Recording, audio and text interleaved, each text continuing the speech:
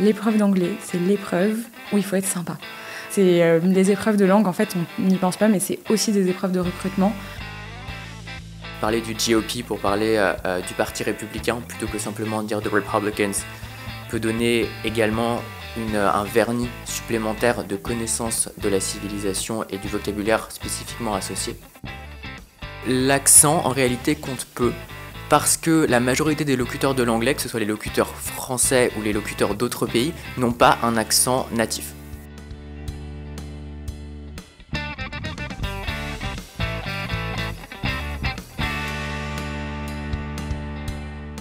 Bienvenue sur Ambition Publique, le podcast animé par David Bass qui donne la parole à des fonctionnaires pour transmettre leur ambition pour la chose publique. Dans ce double épisode consacré à l'épreuve d'anglais au concours administratif, je suis entouré de Sonia Léon et Michael Lee, fonctionnaires au ministère de l'Europe et des Affaires étrangères, respectivement secrétaires et conseillers, pour qui les épreuves d'anglais, aussi bien écrites qu'orales, n'ont plus aucun secret. Dans un premier épisode, nous sommes revenus sur le parcours des invités et leur rapport à l'anglais, ainsi que des conseils généraux pour améliorer son anglais. Maintenant, dans ce second épisode, on revient en détail sur les épreuves écrites, dans ce que j'ai appelé pendant l'enregistrement initial la partie 2, et les épreuves orales d'anglais aux différents concours, dans la partie 3. Avant de commencer, n'hésitez pas à vous abonner, à noter le podcast et le partager à 2 personnes autour de vous, si vous aimez le contenu, car ça aide pour la visibilité. Enfin, ce podcast est produit avec le soutien de la CASDEN, la Banque des agents de la fonction publique. Good listening! Partie de maintenant pour des conseils sur l'oral, comment réussir une épreuve orale d'anglais au concours. Alors je pense qu'on peut partir du schéma qui peut le plus, peut le moins, et donc on va parler de l'épreuve des concours plutôt administrateurs, INET, INSP, DH, Quai, et revenir un petit peu donc sur ce format-là qui est une présentation à partir d'un article qui nous a été donné, que l'on doit travailler pendant 15 minutes, avec forcément dans ce temps de préparation des 15 minutes, peut-être une to-do list des choses à faire en bon français, et ensuite comment se déroule aussi cet oral, peut-être les techniques pour pouvoir rebondir, pour pouvoir vraiment être à l'aise et montrer qu'on peut tenir une demi-heure de discussion à haut niveau en anglais. Sonia, est-ce que tu veux nous présenter l'épreuve d'anglais à l'ENA ? Donc l'épreuve d'anglais à l'ENA, donc on a 15 minutes de préparation et 30 minutes de passage. Le jury, ce sont souvent des universitaires, enfin des enseignants qui ont quand même une coloration, on va dire, administrative un petit peu, qui connaissent les institutions. Donc il faut être bon à la fois sur la forme, la grammaire, le vocabulaire et sur le fond. Évidemment, essayer d'avoir le meilleur accent possible pendant ces 30 minutes, mais c'est pas indispensable. La méthode de la présentation du texte. Donc on a un texte, généralement, il n'y a pas de surprise, c'est les grands journaux américains ou britanniques qui traitent de, franchement, à peu près tout. Moi, je me souviens que j'ai eu un texte sur les frais d'envoi d'Amazon au sein de l'Union européenne. Donc on peut aussi avoir des choses qui sont bien plus politiques. J'en avais eu un autre sur l'Indo-Pacifique ou la Chine. Enfin, c'est vraiment... Il n'y a pas de règle. Quand on a ce texte devant le jury, ce qu'il faut faire, on nous dit souvent de le résumer et ensuite de le commenter. Ça peut être un petit peu déroutant, je pense, comme façon de faire. Ça reste un oral qui est assez classique. Donc en fait, on fait une accroche qui a un lien avec le sujet, une introduction très courte. Je pense il faut que vraiment à 1 minute, on ait fini le tout. Une introduction qui rappelle d'où vient le texte et qui rappelle un petit peu 2-3 enjeux du texte. Et on va dire, on n'annonce pas de plan, mais par contre, on annonce le fait qu'on va faire un petit résumé.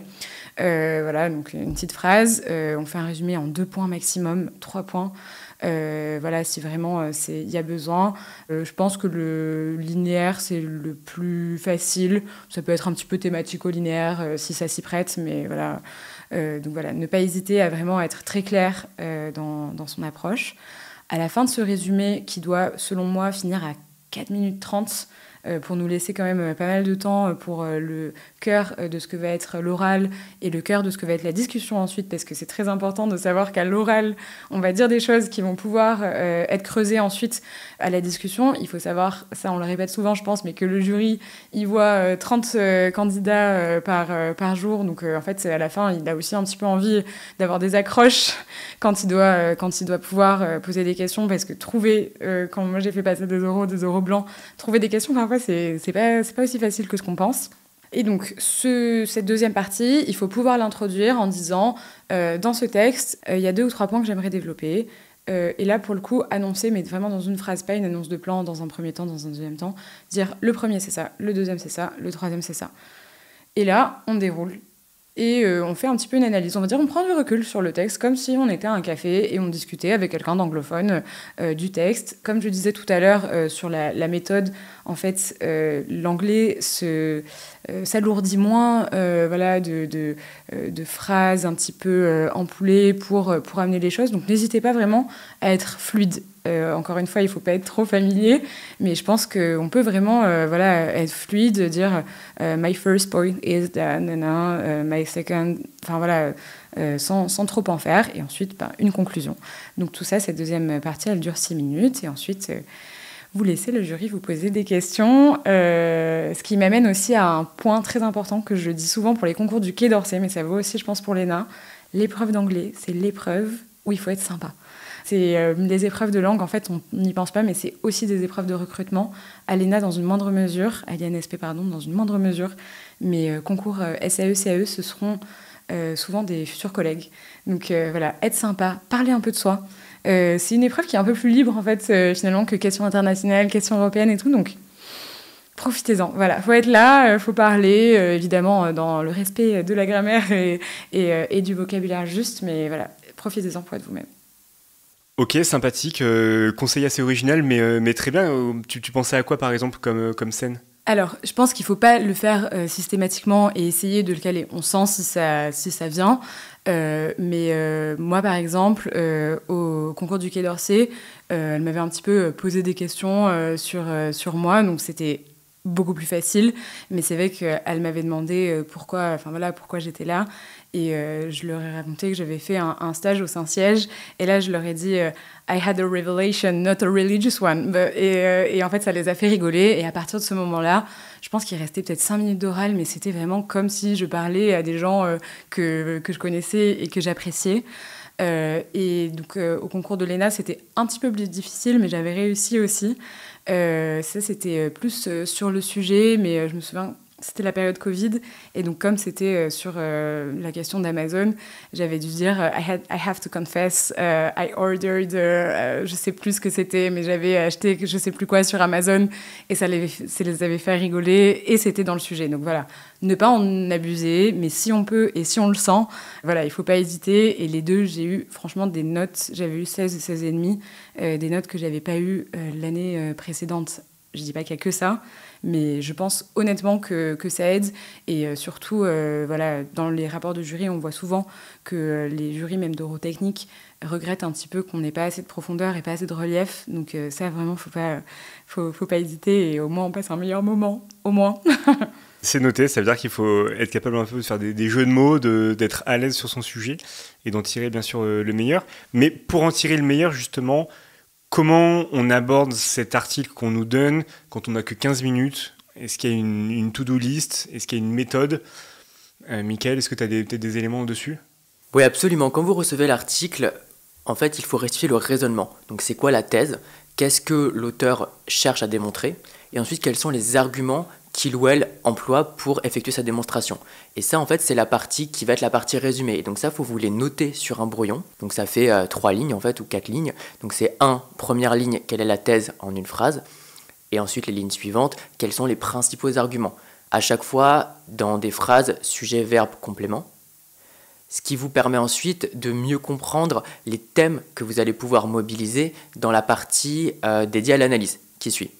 Et justement, c'est en se fondant sur un des arguments que vous allez pouvoir faire ressortir un point. Par exemple, moi, quand j'ai passé le concours de secrétaire des Affaires étrangères, j'avais un article sur les liens entre religion et politique aux États-Unis, qui faisait une comparaison entre Joe Biden et une juge de la Cour suprême, qui sont tous les deux catholiques, et qui pourtant ont des positions politiques qui sont assez radicalement différentes. Et un des arguments qui a été employé, c'était le rapport à l'avortement. Et de ça, moi, j'ai tiré pour l'analyse un argument ou un point d'analyse qui consistait à dire que les évangélistes, qui ont fait de l'avortement un des sujets politiques centraux de leur action publique aux États-Unis, avait une influence sur le jeu politique américain et en particulier sur le Parti républicain. Et donc, justement, tirer ce fil-là de l'argument. Mais ça suppose préalablement d'avoir restitué précisément et à l'écrit les différents axes du raisonnement défendu dans l'article. Pour la phase résumée. J'ajouterais juste qu'il faut bien lire une fois l'article avant de faire ça, parce que parfois on a tendance à vouloir écrire rapidement ce qu'on pense, mais je pense que c'est bien d'avoir lu au moins une fois. C'est intéressant, ça veut dire qu'on va pouvoir aborder les différentes manières d'appréhender ces 15 minutes. Donc toi, Sonia, tu es plutôt sur une lecture d'abord assez rapide et ensuite reprendre la technique de Mickaël qui est de relever 3-4 gros points qui permettront d'être le squelette du résumé, puis après les arguments. Est-ce que toi, tu le faisais aussi dès le stade de la première lecture, le fait de restituer les arguments, ou tu te faisais une lecture rapide, un peu comme Sonia ? D'abord, en fait, la thèse, normalement, elle est visible assez facilement à travers le titre et éventuellement les sous-titres qu'il y a dans l'article. Donc en général, la thèse, on peut l'écrire avant même d'avoir lu l'article dans son intégralité. En revanche, pour les différents arguments, parce que potentiellement ils sont mêlés, parce qu'il y a des transitions d'un argument à l'autre, là tu vas avoir besoin d'avoir lu l'article une première fois en entier. Et ça te permet de gagner du temps, parce que effectivement, si on se rend compte que c'est un argument qui est mineur ou qui est répété 3 fois, on ne va pas noter d'accord. Mais pour le coup, dans la lecture, c'est vraiment une lecture active quand même, rapide mais active, c'est-à-dire en surlignant des mots. C'est vrai que parfois, c'est vraiment ça, tu peux tomber sur des arguments mineurs qui, d'un premier abord, peuvent te sembler majeurs. Et voilà, il faut avoir après le recul de dire, bon, celui-là, finalement, je le mets de côté. D'accord. Et donc là, on est en termes de timing, il nous reste combien de temps quand on a fait cette première lecture, cette première étape du résumé ? Normalement, ça, c'est les 5 premières minutes en réalité. C'est véritablement qu'est-ce que l'article dit et sur quoi, en fait, je vais devoir m'exprimer pendant une demi-heure. Ensuite, dans les 10 ou 25 minutes restantes, ça dépend du format du concours qui est passé, tu vas devoir construire et remplir un peu ton brouillon. Donc là, en fait, tu vas avoir tes 2 axes ou tes 3 axes qui sont les axes d'analyse. Tu vas noter une phrase qui va te permettre de te raccrocher si jamais tu as un moment de faiblesse, si jamais tu sens que la phrase ne te vient pas spontanément, tu l'auras déjà écrite et tu vas simplement pouvoir la lire et de manière très claire, ce qui fait que le jury va pouvoir la noter et va ensuite pouvoir suivre de manière beaucoup plus aisée ton raisonnement. Et ensuite, en fonction du temps qui te reste, tu vas remplir, moi c'était avec des petites flèches, les points que tu veux développer. Et plutôt par mots-clés que par phrase complète, parce que tu n'auras pas du tout le temps d'écrire des phrases entières, en plus dans une langue étrangère. On ne pourra pas les lire non plus, il faudra que ça soit forcément une discussion yeux dans les yeux. On va plutôt recommander de ne pas consulter trop ces notes. C'est pour ça qu'à part les titres de tes arguments, qui sont en fait tes sous-parties, tu vas plutôt avoir tendance à ne rien rédiger, ce qui va t'obliger à une certaine fluidité. Complètement. Et d'ailleurs, dans la temporalité, je conseillerais plutôt de commencer par la deuxième partie, c'est-à-dire celle des arguments qui sera la plus visible et la plus intéressante ensuite pour la discussion. Donc, de mettre les 3 arguments et d'y réfléchir un peu et ensuite passer au résumé, dire ce qu'on veut dire dans les 2 parties du résumé. Voilà. Bon, il y a aussi l'introduction qui est différente. Moi, je pense que j'aurais quand même tendance à pas écrire, mais quand même à faire des bribes de phrases pour notamment l'accroche. C'est quand même là où on arrive, on peut être un peu stressé, donc voilà, histoire d'arriver sereinement et pouvoir ensuite tout dérouler, je pense que l'accroche et la problématique, c'est quand même pas mal de les noter vraiment. Ok, super, donc là on y voit beaucoup plus clair. Moi j'avais aussi une petite technique que j'ai bien sûr envie de partager, qui était d'entourer les mots de vocabulaire qui revenaient dans l'article, et donc d'être capable de les réutiliser, parce que ça correspond vraiment à un champ lexical bien particulier, et ça permet de gagner du temps. Ça peut être, je sais pas, un sujet sur l'école par exemple, et où tout ce qui va être tuition fees, les frais d'inscription, etc., on les a déjà dans le texte, et donc on n'a pas besoin de réfléchir énormément ou d'essayer de traduire nous-mêmes frais d'inscription alors que le mot est déjà dans l'article. Donc d'identifier un petit peu ces mots quand on n'a pas nécessairement beaucoup de vocabulaire, ce qui était mon cas. Voilà, c'est une petite technique pour en tout cas déjà faire illusion sur le fait qu'on maîtrise le vocabulaire et qu'on se limite bien à ce que dit le journaliste. Sur ce point, je suis d'accord, ça peut aider et ça peut faire béquille, mais c'est là qu'intervient vraiment l'importance du vocabulaire dont on parlait tout à l'heure, parce que ce qui ferait passer un oral de 12 à, par exemple, 16, c'est aussi la capacité à mobiliser d'autres termes qui s'y rattachent, ou des synonymes, ou des termes qui sont liés à, par exemple, tuition fees. Ça voudrait dire qu'on a assez intégré et on a assez pétri encore, comme on disait tout à l'heure, le terme pour pouvoir en fait vraiment se l'approprier et en parler comme en fait ce qu'on ferait en français. On ne dirait pas nécessairement le même terme à chaque fois. Donc c'est un très bon conseil, mais je pense que c'est limite pour vraiment briller. Je reconnais tout à fait que moi, l'objectif, c'était d'avoir déjà le niveau seuil en anglais. Et je ne pouvais pas me permettre, je ne pouvais pas viser ce 18, les 20 même, parce qu'il y en a des 20 au concours.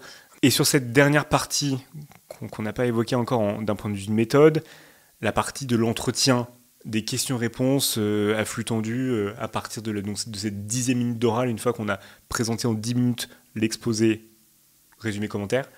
Comment on aborde cette partie ? À mon sens, c'est la partie qui est la plus difficile parce que tu vas un peu sans filet, tu n'as pas de préparation et tu ne sais pas où le jury va t'emmener. Parfois, le jury lui-même ne le sait pas non plus avant d'entamer la conversation. Ce qu'il faut surtout ne pas faire, c'est chercher une bonne réponse que le jury n'a pas nécessairement en tête. Il faut en revanche pouvoir répondre le plus rapidement possible à la question qui est posée, quitte à avoir des phrases un peu vides au départ, pour te donner ensuite un pied d'appui sur lequel tu vas pouvoir te reposer et donner une réponse un peu plus substantielle. Tu penses à quoi en termes de phrases un petit peu de transition, d'attente ? Par exemple, tu peux dire It is true that it is an actual issue or the crucial point dans une certaine politique publique. Je ne sais pas, par exemple, in the British education system ou quelque chose comme ça. Avant ensuite de répondre de manière plus substantielle. En fait, tu prends acte de la pertinence de la question de ton jury, soit en la reformulant, soit simplement en répétant les termes dans une phrase affirmative et non plus interrogative, avant ensuite de pouvoir répondre, et ce qui te permet aussi de penser à des arguments. Par ailleurs, ce qui est important, c'est la structure démonstrative de ta réponse, beaucoup plus que sa substance. Donc, c'est-à-dire que tu peux dire des choses auxquelles toi, tu ne crois pas du tout, auxquelles tu penses d'ailleurs qu'il y a plus de contre-arguments que d'arguments en faveur, mais parce que c'est le réflexe démonstratif ou le réflexe rhétorique qui va te venir le premier. Parce qu'il faut vraiment que tu démontres une fluidité dans l'utilisation de la langue et donc une capacité à répondre rapidement. Complètement, et d'ailleurs, encore une fois, c'est une épreuve assez anglo-saxonne, le plus possible en tout cas, et c'est un monde où il n'y a pas de mauvaise réponse. Bien sûr, toute limite réservée, mais voilà, on peut vraiment faire un débat, et pour le coup, in fine, dans cette réponse, le plus important, c'est de tendre une autre perche pour le jury et vraiment créer un dialogue, ça change tout. Ce dialogue, cette construction, est-ce que ça correspond donc au code des épreuves des matières anglaises ? Vous qui avez fait justement des passages de 6 mois à l'étranger en pays anglo-saxon, est-ce que vous avez remarqué un petit peu des similitudes, des parallèles, même si c'est des francophones qui nous font passer ces épreuves orales, est-ce qu'ils ont vraiment un logiciel plutôt anglo-saxon ? Ça dépend. D'ailleurs, il n'y a pas que des francophones, je pense. Initialement, je pense notamment à l'INSP, je crois qu'il y avait un des deux membres du jury qui n'était pas initialement francophone. Je pense réellement, oui, que peut-être on a plus de marge de manœuvre dans une épreuve d'anglais que dans une épreuve technique de questions internationales, mais c'est aussi lié à la nature de l'épreuve. Non, je suis pas sûre que ce soit vraiment spécifique pour les perches, pour le coup, c'est pour toutes les épreuves, c'est universel. Oui, non, exactement. Alors, ce qui, je pense, est vrai, c'est que dans le système universitaire anglo-saxon, en tout cas américain, il y a un accent qui est mis sur l'échange entre l'enseignant et les étudiants-étudiantes. Ce qui implique que l'ensemble des opinions peut être argumenté. Et c'est plutôt dans cette logique-là qu'il faut se placer dans le cadre de l'épreuve. Mais ça ne veut pas dire que les jurys eux-mêmes ont un logiciel qui est fondé sur cette tradition universitaire. D'accord, ok, très bien. Donc, on a un petit peu abordé en détail cette épreuve de l'ENA. Est-ce qu'il y a des différences avec les épreuves pour le Quai d'Orsay ? Ouais, je pense que la principale différence, c'est qu'à l'oral d'anglais du Quai d'Orsay, on te demande de faire une traduction en live d'un passage de l'article que tu ne sais pas que tu devras traduire avant, donc que tu ne peux pas véritablement pré-traduire. Donc ça, c'est quand même assez difficile, c'est aussi pour ça que tu as un temps supplémentaire de préparation qui va te conduire, en termes de méthode, à pré-traduire ou à pré-structurer certaines phrases qui sont particulièrement longues, par exemple, ou que tu ne comprends pas spontanément à la première lecture, qui nécessitent une deuxième lecture, et qui, par conséquent, vont être plus difficiles à traduire de manière spontanée, sans préparation. Et d'ailleurs, ça me fait penser, parce qu'on ne l'a pas abordé, mais sur l'épreuve d'anglais à l'INSP, il y a un petit passage de lecture. Alors, c'est soit au tout début de l'épreuve, ou en tout cas avant le passage aux 20 minutes d'entretien, il y a 2-3 phrases à lire à haute voix, et ensuite se déroule l'entretien. D'autres différences que tu vois aussi avec la traduction, sur comment se structure l'anglais OK. Oui, bah alors déjà, on l'a peut-être déjà dit, mais l'épreuve donc, est un peu plus longue, le temps de préparation est un peu plus long, il est de 1 demi-heure. La traduction et la lecture peuvent advenir à n'importe quel moment des questions, donc voilà, il faut être prêt. C'est pas parce qu'ils vous le demandent pas que ça va pas arriver, ça peut arriver.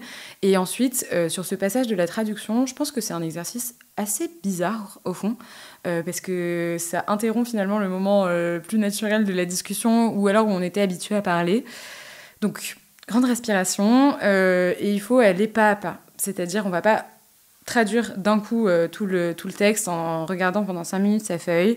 Il faut prendre les phrases, il faut les découper un petit peu, il faut regarder le jury en commençant par peut-être lire le petit passage et ensuite dire nanani nanana en français et continuer en essayant le plus possible de comprendre la structure entière de la phrase même après la virgule. Donc c'est toute la difficulté, mais il ne faut pas hésiter à revenir sur ce qu'on a dit. C'est juste pour qu'ils comprennent qu'on sait finement décortiquer une phrase, une grammaire, un texte et une façon de penser encore une fois.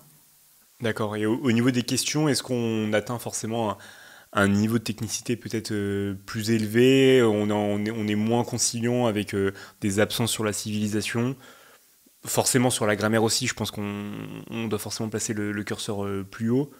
Moi, mon sentiment, c'est que sur les aspects techniques des questions qui sont posées à l'entretien au quai, il y a un niveau de technicité qui est assez faible en réalité, parce que les sujets sont très diversifiés des articles et que les membres du jury ne sont experts que d'un des 45 sujets qui vont pouvoir être donnés. Donc en réalité, statistiquement, on a plus de chances d'être plus fort techniquement que son jury sur le sujet de l'article. Ça dépend un petit peu. Moi, en italien, je me souviens que j'avais eu un sujet sur la Chine et il se trouve qu'une des membres du jury travaillait sur la Chine. Donc, elle me posait quand même des questions un petit peu pointues et pareil, en termes de politique intérieure, ils allaient un petit peu loin. Mais ça, c'est une spécificité de la langue non anglophone. C'est peut-être un peu moins vrai pour l'anglais, où en effet, ce sont des sujets un petit peu plus diversifiés. Mais il faut quand même être au fait de l'actualité et pouvoir en parler en anglais. En fait, ce sera des choses qu'on vous demandera aussi pour les autres épreuves, et notamment le grand oral. Donc, généralement, on est quand même assez bon là-dessus, mais il faut vraiment en parler facilement en anglais et pas se dire que ce sont des épreuves qui sont séparées. C'est pas le cas. Être technique sur des sujets en anglais ou justement aussi en LV2, comment on peut s'y préparer à l'avance ? Est-ce qu'il y a une dizaine de thèmes qui reviennent toujours, l'environnement, le numérique, le commerce, etc. Est-ce que c'est utile de se préparer sur ces sujets-là ? Comment vous avez vu un petit peu l'entièreté du programme ? Mon sentiment, c'est que les thèmes sont suffisamment précis pour que tu ne puisses pas avoir des éléments préparés préalablement et les mobiliser de manière pertinente lors de l'oral. En revanche, ce que tu peux faire, c'est avoir une liste de noms propres, de noms de programmes, par exemple Farm to Fork, pour ce qui est de l'Union européenne, ce qui démontre une certaine capacité à travailler en anglais sur ces politiques publiques, une connaissance de la terminologie anglophone pour ces programmes dont tu connais les modalités en français, ce qui peuvent être aussi des éléments de civilisation en anglais, par exemple parler du GOP pour parler du Parti républicain plutôt que simplement dire The Republicans peut donner également un vernis supplémentaire de connaissance de la civilisation et du vocabulaire spécifiquement associé, et te permettra aussi de comprendre éventuellement la mention de ces programmes ou de ces acronymes dans l'article qui pourrait autrement te poser difficulté. Très bien, donc une préparation vraiment plutôt sur la civilisation, sur des mots-clés. Et bien on va basculer maintenant sur la partie plutôt des épreuves écrites dans une partie 3.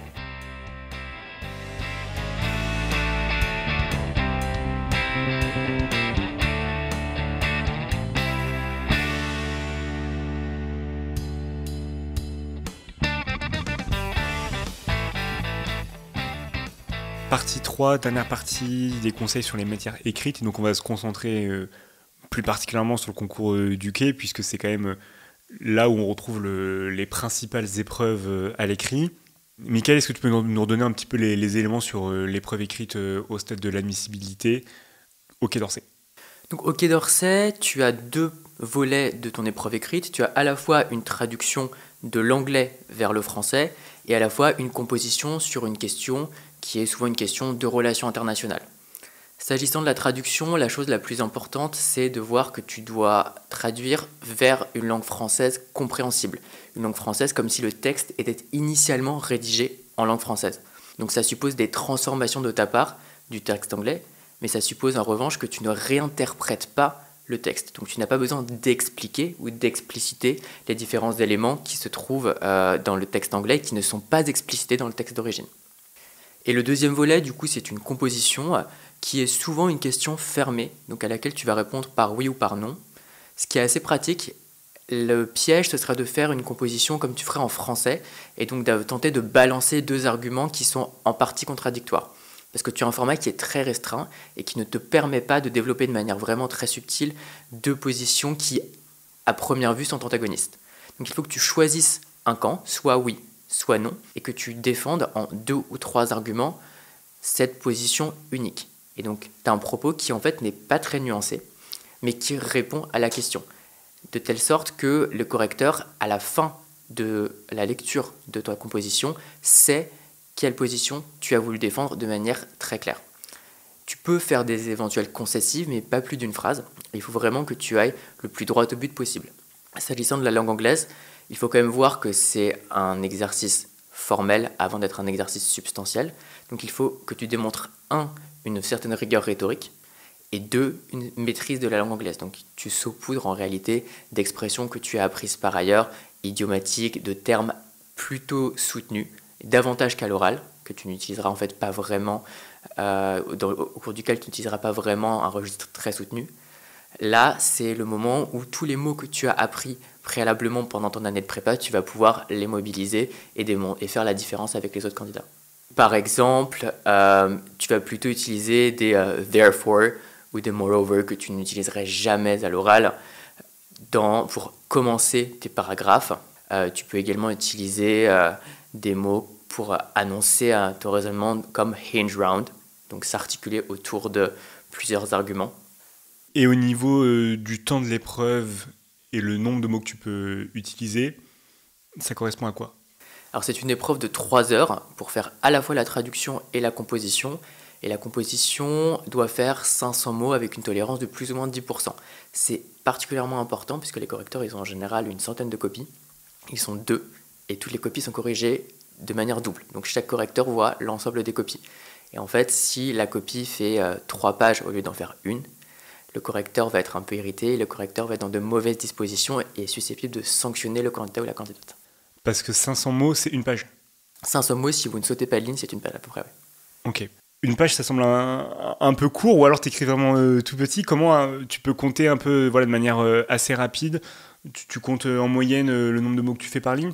Oui, je pense que c'est pas mal de pouvoir compter parce que en effet, ils seront pas à 3 mots près, mais ils le voient vite si ça dépasse, donc il faut un petit peu faire attention. Ce qu'on peut faire, c'est même le compter pendant qu'ils sont en train de ramasser les copies si on est un petit peu à l'arrache, parce que quoi qu'il, on n'a plus le droit d'écrire, mais on peut quand même voir sa copie.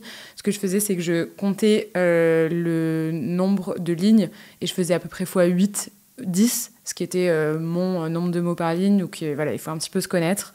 À savoir que aussi, généralement, on écrit le nombre de mots approximatif à la fin de la copie pour aider le correcteur, mais je ne crois pas que ce soit une obligation, c'est plus pour indiquer. Très bien, donc plutôt de la concision et être gentil avec le correcteur, respecter la consigne des 550 mots grand maximum.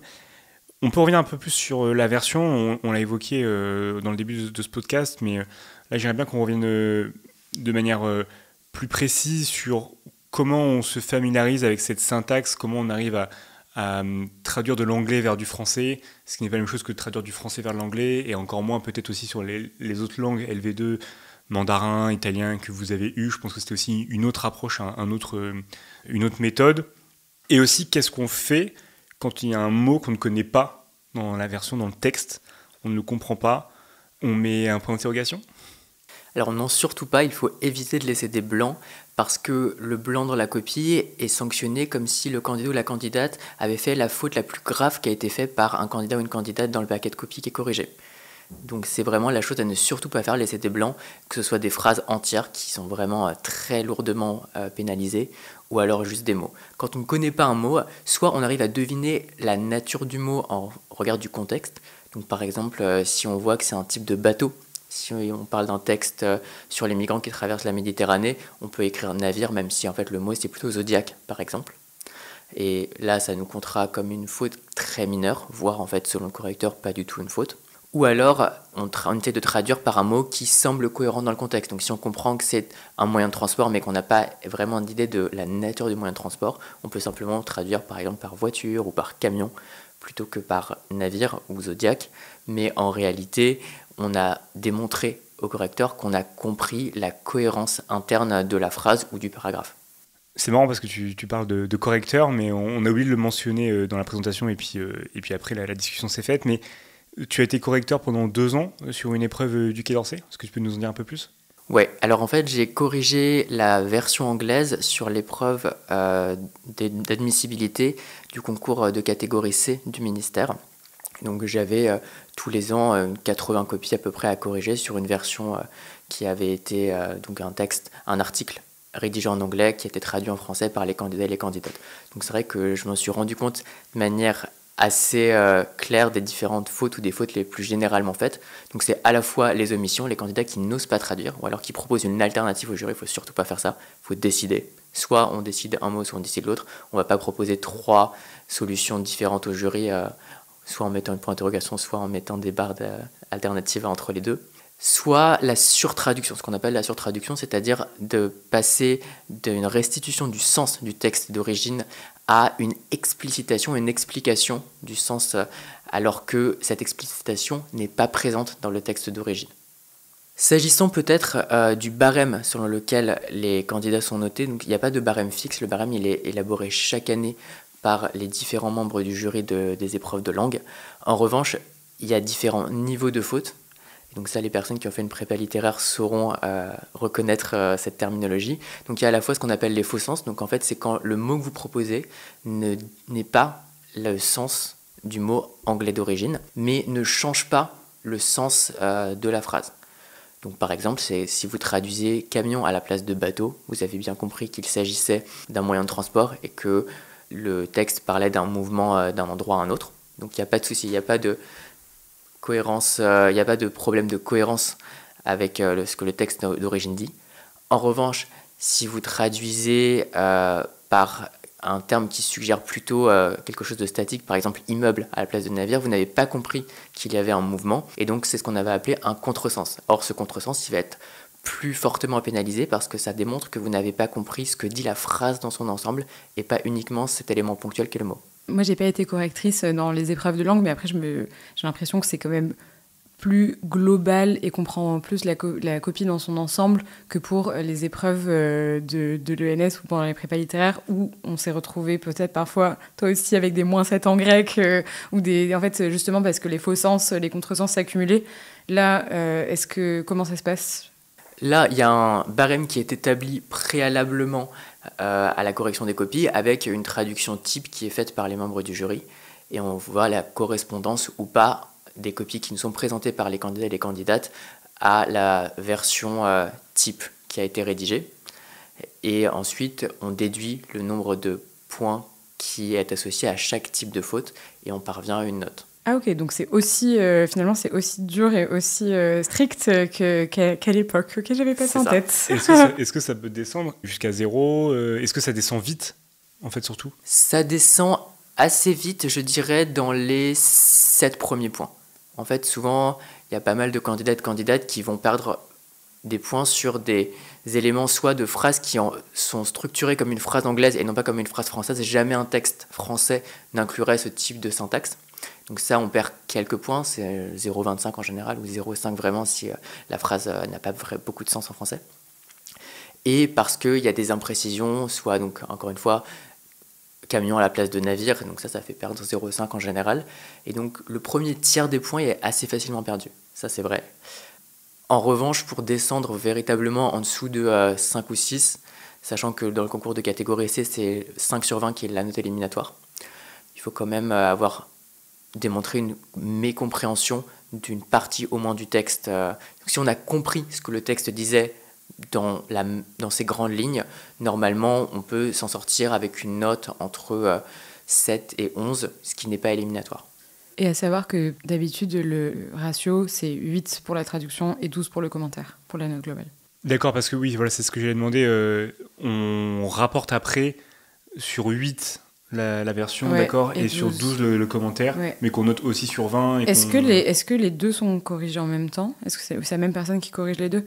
Ça veut quand même dire que je pense qu'il y a aussi un effort global de notes. Je pense que s'ils hésitent entre 13 et 14, et que le commentaire est excellent, mais que du coup la traduction, là, un petit peu, peut-être qu'on harmonise sous contrôle. Je pense que ça dépend vraiment des jurys. Ça, c'est un peu à leur discrétion. Effectivement, si la composition démontre pour les concours de catégorie A une bonne compréhension, une bonne maîtrise de la langue anglaise et que la traduction est un peu en deçà, soit par défaut de méthodologie de l'exercice de traduction qui est quand même un peu particulier, soit parce que le thème était particulièrement étranger au candidat ou à la candidate, je pense qu'il y a un effort d'harmonisation qui est fait entre les deux notes. En revanche, je pense que c'est pas systématique et on peut pas s'appuyer sur cette règle ou l'espérer en tout cas. Bien sûr. Et on parle de version de texte, mais ça représente combien de mots, justement ? On parlait de 500 mots pour le commentaire. Là, quand on doit traduire un texte, c'est combien de mots à peu près ? Alors, pour la traduction, à la fois les concours de catégorie A et les concours de catégorie C, c'est un article de presse d'une page recto. En revanche, la difficulté, je trouve, est assez variable. Ça peut vraiment changer d'une année à l'autre. Et pour revenir sur les mots qu'on ne connaît pas, moi, ce que je conseille, comme on a assez peu de temps, finalement, c'est une épreuve de 3 heures en tout. Donc, on pourra y revenir sur comment on fait quand on est devant sa copie. Mais ce que je conseille, c'est de faire cette traduction. On n'a généralement pas le temps de faire de brouillon. On fait sa traduction. Si vraiment il y a un mot ou une formulation sur laquelle on bute, on peut la laisser soit au crayon, enfin moi j'avais un stylo effaçable, mais soit au crayon, soit on met une toute petite croix au crayon sur le côté pour se savoir ensuite à la relecture que ça va pas. Ensuite, on peut faire soit le commentaire, soit en revenant à la fin de la traduction et revenir sur ça et voilà, mettre ce qu'on pense. Faut y aller, en effet, il faut surtout pas laisser de blanc, ça je pense que c'est vraiment rédhibitoire, mais c'est une possibilité en fait de moduler un petit peu son temps et moduler un petit peu ses connaissances. Le risque surtout d'erreur, parfois, ça peut venir après. Bien sûr. Et donc, alors, justement, comment on gère ces 3 heures d'écrit ? Est-ce qu'on fait moitié-moitié ? Comment on gère un petit peu ce temps ?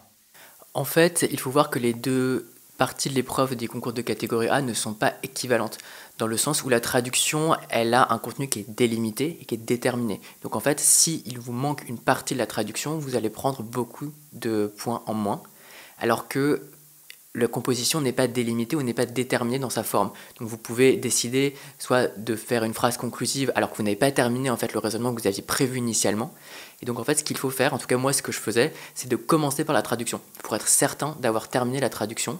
La traduction en général me prenait entre 1h30 et 1h45 sur les 3 heures, sachant que je faisais pas le brouillon. Sauf pour certaines phrases qui me paraissaient particulièrement complexes à rendre dans un français correct. En revanche, avec le temps restant pour la composition, je faisais un brouillon avec la thèse que je voulais défendre et les 2 arguments que j'allais employer. Donc en fait, il y avait 3 lignes sur mon brouillon. Et ensuite, je rédigeais directement par manque de temps. D'accord, parce que 1h45 pour une partie qui correspond à 8 sur 20 de la note globale, ça montre peut-être la difficulté de cet exercice de traduire une page entière. Et comme tu le disais, c'est déterminé et donc il faut le faire en entier, sinon là par contre on perd des points. Tu faisais un peu ce même ratio au temps, Sonia ? Pas du tout. Que ce soit en italien où j'étais plus à l'aise ou en anglais, où j'étais à l'aise quand même, mais pas aussi fluide dans l'écriture. C'est marrant. Donc ça veut aussi dire que c'est très important de s'entraîner pour se connaître. Moi, ce que je faisais, c'est que je lisais quand même le sujet de la composition. J'écrivais 3 trucs sur la feuille, juste qui me venaient à l'esprit, même parfois peut-être même un grand 1, un grand 2, juste pour me dire, ok, c'est bon, tu sais ce que... Mais ça vraiment en 5 minutes. Ensuite, je mettais en effet tout mon temps sur la traduction, que je lisais une fois, sans m'arrêter, pour le coup, parfois je mettais peut-être un petit mot si j'avais un doute, mais sans m'arrêter.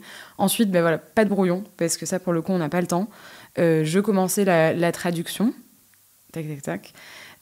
Si voilà, il y avait des mots, comme j'ai dit, qui me bloquaient, je revenais peut-être un petit peu dessus, mais là, sans la relire.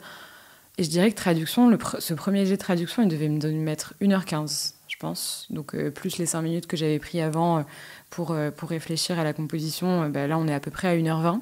Petite pause. Et ensuite, là, je faisais ma composition en faisant, alors pas un brouillon parfait, mais quand même, je pense qu'au moins l'introduction, il me semble que je la faisais au brouillon. Je rédigeais et j'essayais le plus possible qu'il me reste 15-10 minutes pour relire ma traduction et si besoin, mettre les mots. Et puis voilà, un petit peu arranger si besoin un petit peu certaines formulations à la marge. Faut surtout pas tout reprendre. Mais c'est une épreuve qui est très courte. D'accord, donc il faut se connaître. 2 approches totalement différentes. Comment on s'y entraîne ? Pour la traduction, tu peux te dire qu'une fois par semaine, tu prends un segment d'article, parce que tu vas pas prendre un article complet, c'est hyper long, c'est fastidieux, et tu vas traduire par exemple 1 ou 2 paragraphes. Tu vas t'entraîner, ce qui va te permettre d'acquérir certains réflexes, par exemple de traduire la majorité des present perfect par des présents de l'indicatif en français, alors que tu aurais tendance à vouloir le traduire en passé composé si tu faisais une translation stricte entre la structure grammaticale anglaise et la structure grammaticale française. Et ces automatismes-là vont te faire gagner du temps au moment où tu vas faire la version de la vraie épreuve. S'agissant de la composition, pareil, souvent c'est des questions qui sont des questions, en tout cas de relations internationales, dont tu maîtrises en réalité le fond, puisque tu as préparé l'épreuve de questions internationales qui est indépendante de l'épreuve de langue. Et donc tu n'auras pas de difficulté de fond véritable au moment où tu rédiges ta composition. En revanche, il faut pouvoir rédiger suffisamment rapidement en anglais, et donc ça suppose également de s'être entraîné. Donc tu peux soit reprendre les annales qui sont publiées sur les sites, et rédiger un paragraphe par exemple, davantage qu'une composition complète, qui va te prendre du temps de manière inutile, mais ce qui te permettra de rédiger de manière plus fluide un argumentaire ou un argument spécifique, donc un bloc d'arguments, donc à la fois avec l'argument principal, l'explication de l'argument et l'exemple. Pareil, oui, je pense que, encore une fois, s'entraîner, c'est le mieux. Profiter aussi, si dans les différentes prépas ou si vous avez des gens qui connaissent bien pour leur rendre, moi je dirais quand même peut-être une copie, une copie entière, au moins sur la composition. Sur la composition, je pense aussi qu'il faut savoir un petit peu le plan qu'on a envie généralement, voilà, qu'on a envie de défendre, comme tu disais, Michael, soit prendre parti, soit faire une dissertation un petit peu plus à la Sciences Po, 1A, 1B, même si c'est pas du tout des attendus, pour le coup, je pense que c'est assez libre, mais voilà, se connaître pour que le jour J, on passe pas non plus une demi-heure à réfléchir au plan, c'est pas du tout ça l'objet.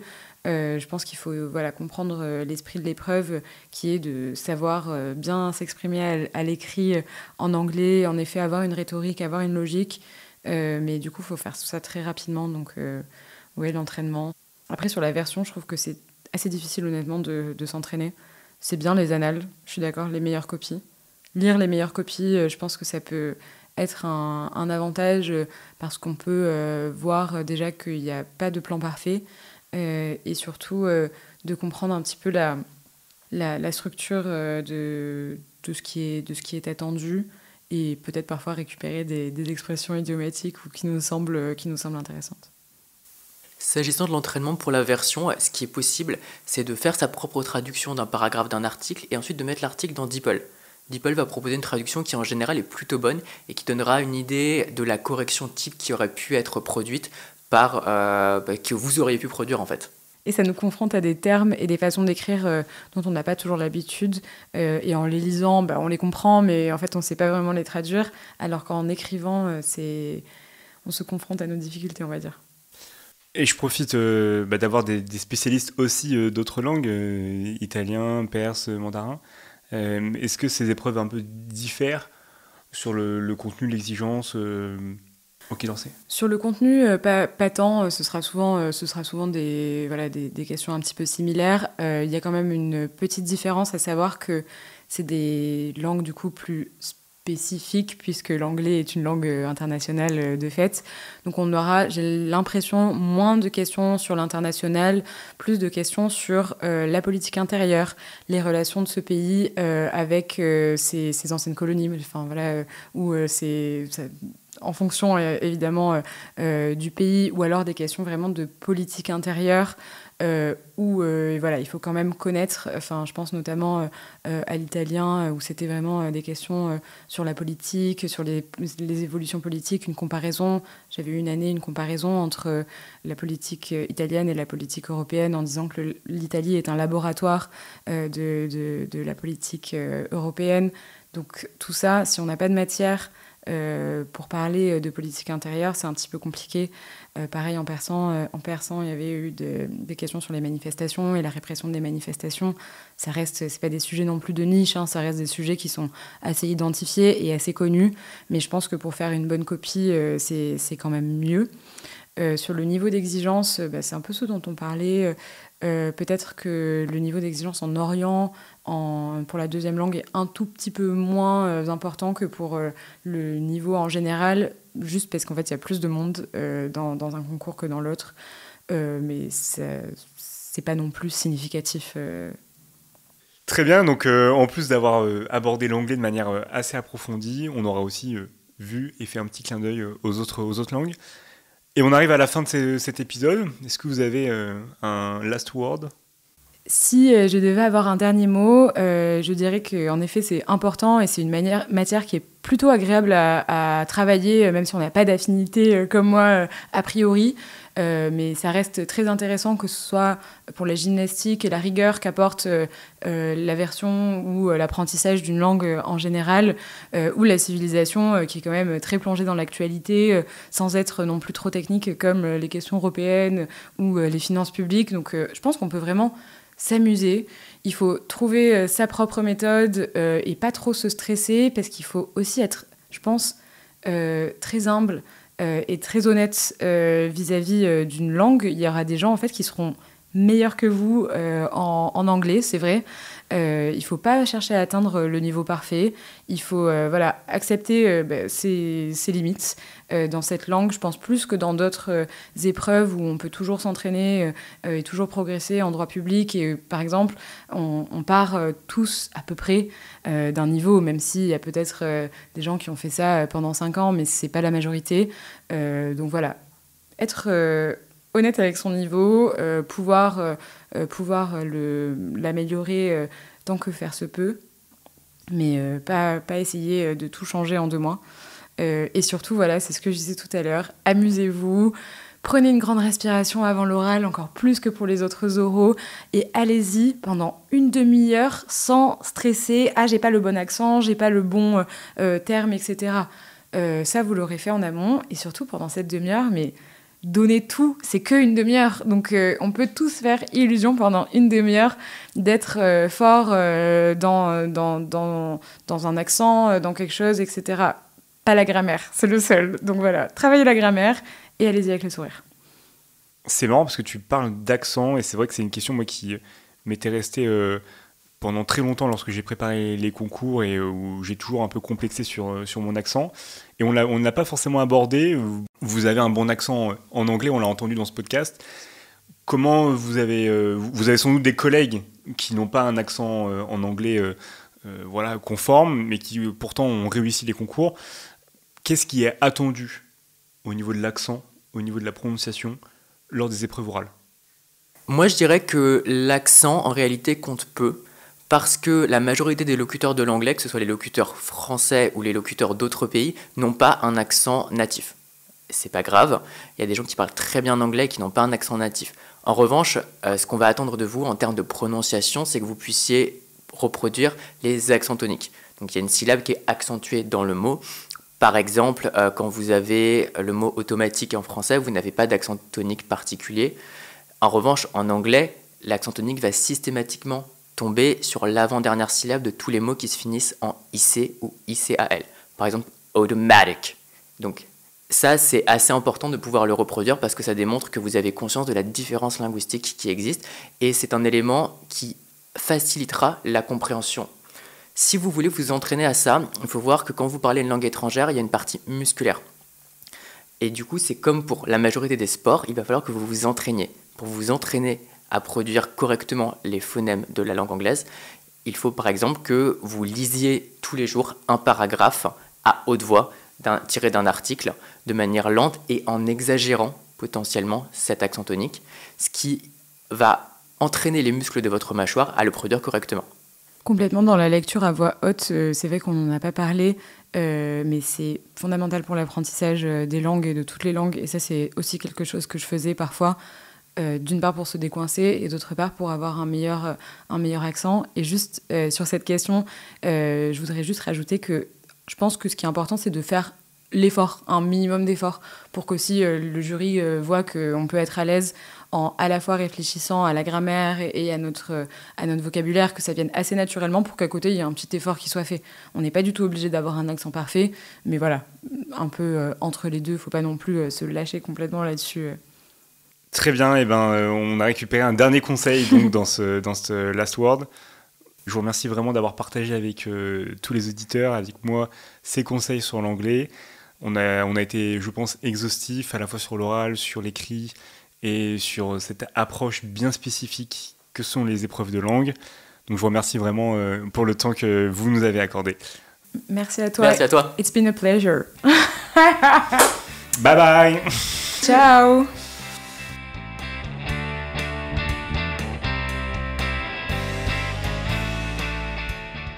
Si vous avez aimé ce podcast, n'hésitez pas à le partager autour de vous, à le liker et à activer la cloche pour rester au courant des nouveaux épisodes. Aussi, vous pouvez retrouver plus d'informations sur les réseaux sociaux et me soutenir pour continuer à produire des épisodes en donnant sur la page Tipeee d'Ambition Publique. Toutes les informations sont dans la description. Enfin, surtout, n'oubliez pas, votre ambition pour la fonction publique ne fait que s'enrichir. Donc continuez à vous renseigner et je vous dis à bientôt pour un nouvel épisode.